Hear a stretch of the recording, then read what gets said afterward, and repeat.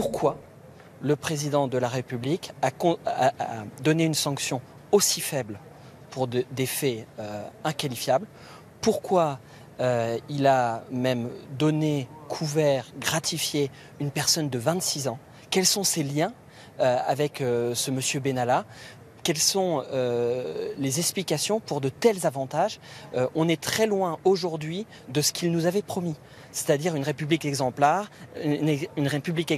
la moralisation, la probité, la transparence. Depuis plusieurs jours, on n'a pas la transparence. La vertu, ce n'est pas un problème personnel, c'est un problème collectif qui se gère collectivement. Donc le président devra se méfier de lui-même, de ses proches. Il y a certainement des leçons à tirer, des leçons pour la justice et des leçons pour le fonctionnement de notre République. On est en train de réformer la Constitution.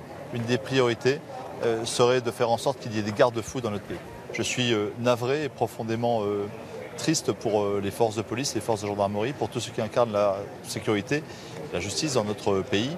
Il ne faut pas du tout que leur mission soit entachée par cette dérive d'un fonctionnement de l'Élysée qui n'a pas été à la hauteur. Je me concentre toujours sur le travail et aujourd'hui l'ensemble des députés de La République En Marche sont concentrés sur leur travail, vont continuer à travailler fort pour obtenir des résultats pour les Français et pour la France. Ça c'est des éléments de langage? Pas du tout.